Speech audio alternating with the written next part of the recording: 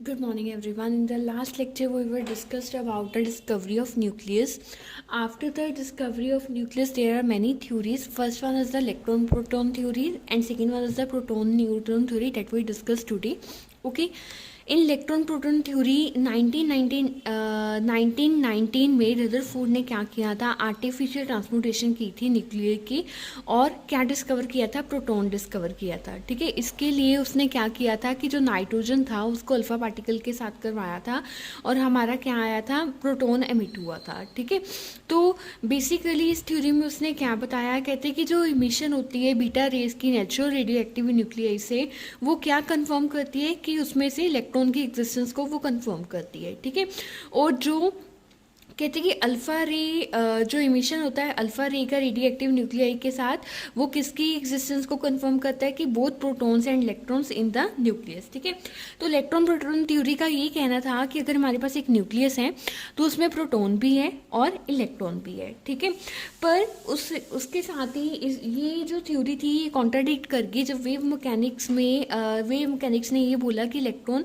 Nucleus के अंदर exist नहीं करता. तो उन्होंने किस बिहाफ पे बोला था, उन्होंने ये हंसबर्ग अनसर्टेनिटी प्रिंसिपल के बिहाफ पे बोला था कि जो इलेक्ट्रॉन है वो न्यूक्लियस के अंदर एग्जिस्ट नहीं करता है. और उन्होंने एनर्जी भी कैलकुलेट की थी कि if the electron want to be inside in the nucleus, ठीक है, तो उसकी एनर्जी कितनी होनी चाहिए, 60 मेगा इलेक्ट्रॉन वोल्ट. ठीक है, बट एक्सपेरिमेंटली ऑब्जर्वेशन में क्या पाया गया है कि पार्टिकल की एनर्जी 4 मेगा इलेक्ट्रॉन वोल्ट से एक्सीड नहीं हो सकती. ठीक है, तो 60 mega electron volt is much more than that of 4 mega electron volt. ठीक है, तो इससे ये क्लियर होता है कि अगर इलेक्ट्रॉन न्यूक्लियस के अंदर है तो इलेक्ट्रॉन की एनर्जी कितनी होनी चाहिए थी, less than 4 mega electron volt या 4 मेगा इलेक्ट्रॉन वोल्ट तक. ठीक है, पर इलेक्ट्रॉन का एनर्जी कितना है, 60 मेगा इलेक्ट्रॉन वोल्ट है. ठीक है, तो इसीलिए पॉसिबल नहीं है. ओके, उसके बाद है प्रोटॉन न्यूट्रॉन थ्योरी. तो इलेक्ट्रॉन प्रोटॉन थ्योरी फेल हो गई थी कि न्यूक्लियस में इलेक्ट्रॉन और प्रोटॉन नहीं है तो कुछ और है, तो उसके लिए प्रोटॉन न्यूट्रॉन थ्योरी आई. कैडविक ने डिस्कवरी किया था प्रोटॉन का इन 1932. इसमें क्या था, बेरिलियम को अल्फा पार्टिकल के साथ करवाया गया और यहाँ से हमारा क्या निकला, न्यूट्रॉन डिस्कवर हुआ. और ये जो बम्बार्डमेंट करवाई गई थी ये 1921 में बोली गई थी. ठीक है,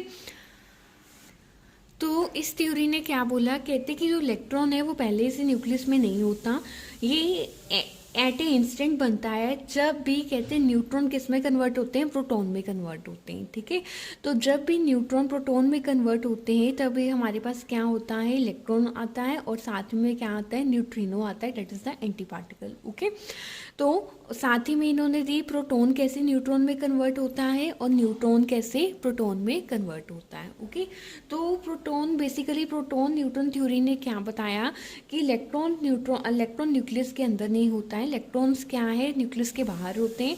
और न्यूक्लियस के अंदर क्या होता है, एक प्रोटॉन होता है और एक क्या होता है, न्यूट्रॉन होता है. न्यूट्रॉन का क्या होता है, न्यूट्रल मास होता है. ठीक है, उसके बाद प्रोटॉन न्यूट्रॉन थ्योरी ने तो हमें ये बता दिया कि न्यूक्लियस में क्या होता है, प्रोटॉन एंड न्यूट्रॉन होते हैं. ठीक है, पर क्वेश्चन ये आया कि न्यूक्लियस इनको होल्ड कैसे करके रखता है, इतना उसमें अगर प्रोटॉन्स है तो इतने वो पॉजिटिव चार्ज को कैसे होल्ड करके रखता है. ठीक है, तो इस जो पॉजिटिव चार्ज को होल्ड करती है फोर्स, वो ये जो प्रोटॉन एंड न्यूट्रॉन्स है जिन्हें हम न्यूक्लियंस बोलते हैं, इनको होल्ड करने के लिए जो फोर्स होती है उन्हें हम क्या बोलते हैं, न्यूक्लियर फोर्स बोलते हैं. ठीक है, तो जो न्यूक्लियर फोर्स होती है उनका मैग्नीट्यूड किस पे डिपेंड करता है, डिस्टेंस पे डिपेंड करता है. अगर तो जो डिस्टेंस है वो दो कह लो कि न्यूक्लियस और अल्फा पार्टिकल के बीच या प्रोटॉन और न्यूट्रॉन के बीच अगर तो डिस्टेंस है 1.9 इंटू 10⁻15 तक, ठीक है, तो फोर्स ऑफ अट्रैक्शन क्या है, स्ट्रॉन्ग है.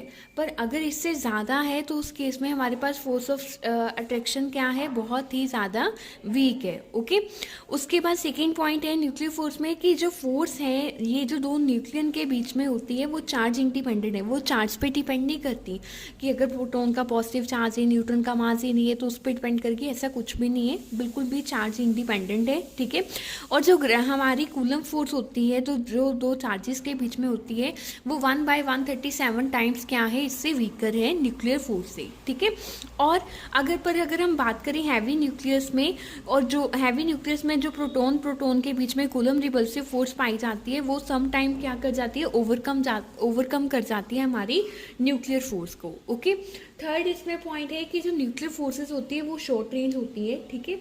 मी इसका मतलब क्या है कि जो न्यूक्लियन है वो लिमिटेड नंबर ऑफ इलेक्ट्रॉन के साथ ही क्या करता है, इंटरेक्ट करता है। सो इट मीन्स कि जो न्यूक्लियन है that only interact with the limited number of nearest neighbours, ठीक है।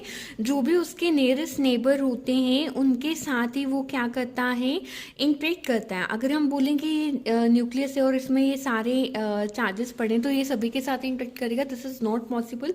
जो भी उसके नियरेस्ट नेबर्स होंगे वो उन्हीं के साथ क्या करेगा, अट्रैक्ट करेगा। ओके, एंड लास्ट जो इसमें है कि जो न्यूक्लियर फोर्सेस होती हैं वो क्या होती हैं, स्पिन डिपेंडेंट होती है, ठीक है। मीन जो इनकी स्पिन होती है अगर तो वो पैरेलल है तो ये क्या होगी, स्ट्रॉन्गर होगी, पर अगर वो एंटी पैरेलल होगी स्पिन हमारी तो उस केस में न्यूक्लियर फोर्स क्या होगी, वीक होगी, ठीक है। फॉर एग्जांपल देखो जो ड्यूट्रॉन होता है, ठीक है, जो ड्यूट्रॉन होता है उसमें क्या होता है, एक प्रोटॉन होता है और एक न्यूट्रॉन होता है, और इनकी स्पिन भी क्या होती है, एक दूसरे के पैरेलल होती है, so that's why they are stable, ठीक है। तो इसी कारण इनमें न्यूक्लियर फोर्स भी क्या होती है, स्ट्रांग होती है, ठीक है। पर अगर यही इसकी एंटी पैरेलल होती तो उस केस में क्या था कि इनकी जो न्यूक्लियर फोर्सेस थी वो क्या थी, वो न्यूक्लियर फोर्सेस वीक थी। ओके।